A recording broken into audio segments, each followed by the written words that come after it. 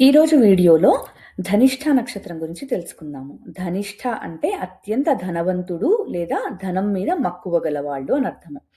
ఈ నక్షత్రానికి అధిపతి కుజుడు, అధిదేవత అష్టవసువులు. ఈ నక్షత్రము మకర కుంభరాశుల్లో ఉంటుంది. అయితే పురాణాల ప్రకారము అష్టవసువులు ధర, అనల, అనిల, ఆప, ప్రత్యూష, ప్రభాస, సోమ, ధ్రువ.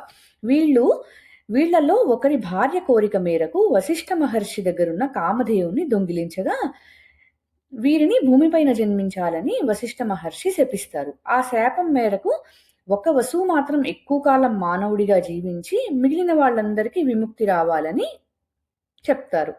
ఆ ఒక్క వసువు మాత్రమే భీష్ముడు అన్నమాట. ఈ నక్షత్రానికి సింబల్ వచ్చేసి శివుడి డమ్మరుకము లేదా ఫ్లూట్.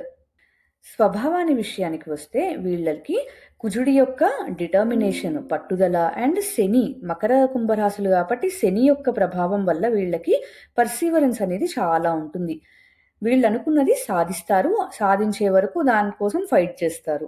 ఇంకా సంపద, అష్టవసువుల అనుగ్రహంతో వీళ్ళకి ధనయోగం బాగుంటుంది. సంపద అంటే కేవలం డబ్బు మాత్రమే కాదు, అది జ్ఞానం అవ్వచ్చు, కళ అవ్వచ్చు, ఏదైనా అబండెంట్గా వస్తుంది వీళ్ళకి. శివుడి డమరుకం సింబల్ కారణంగా వీళ్ళకి సంగీతము మరియు కళలపైన చాలా ప్యాషనేట్గా ఉంటారు. నాయకత్వ లక్షణాలు, మరి కుజుడు అధిపతి కాబట్టి వీళ్ళలో లీడర్షిప్ క్వాలిటీస్ అనేవి చాలా ఉంటాయి. ప్రజలను వీళ్ళని లీడ్ చేయగలరు. అండ్ సమాజ సేవ మరియు ధార్మికత, ఎందుకంటే కుంభరాశి కదా, సోషల్ సర్వీస్ అండ్ చారిటీ అనేది వీళ్ళకి ఎక్కువగా ఉంటుంది. ఇతరులకి సహాయం చేయాలి అని ముందుంటారు. ఇంకా ప్రతికూల అంశాలు చూసినట్టయితే ఒక్కోసారి వీళ్ళకి మొండితనం విపరీతంగా వస్తుంది. భీష్ముడు ఎలా అయితే పెళ్లి చేసుకోను అని పట్టుదలతో ఉంటారో, ఈ నక్షత్ర జాతకులు కూడా చాలా మొండిగా ఏదో ఒక శపథం చేసి దాని నుంచి మొండిగా అలాగే ఉంటారనమాట. కోపము మరియు ఆవేశం కూడా ఎక్కువగా ఉంటాయి.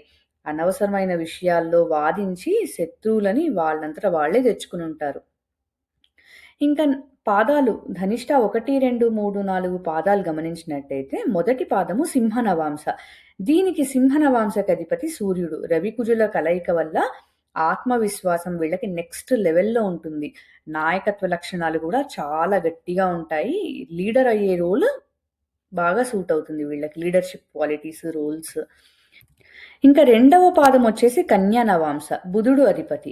వీళ్ళు చాలా తెలివైన వాళ్ళు అండ్ బాగా ఎనలిటికల్ థింకింగ్, ప్రాక్టికల్ ఎనాలిసిస్ ఇవన్నీ బాగా చేస్తారు. మూడవ పాదము తులా నవాంస, దీనికి శుక్రుడు అధిపతి.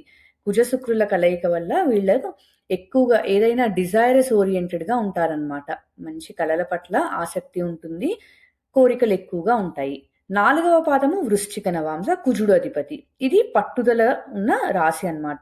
చాలా పట్టుదల ఉంటుంది వీళ్ళకి. కాకపోతే వివాహంలో కొంత సవాళ్లు ఎదురవుతాయి. చూసారు కదా ధనిష్ఠ నక్షత్రం గురించి. వచ్చే వీడియోలో శతభిష నక్షత్రం గురించి తెలుసుకుందాము. అంతవరకు నమస్కారం, ధన్యవాదాలు.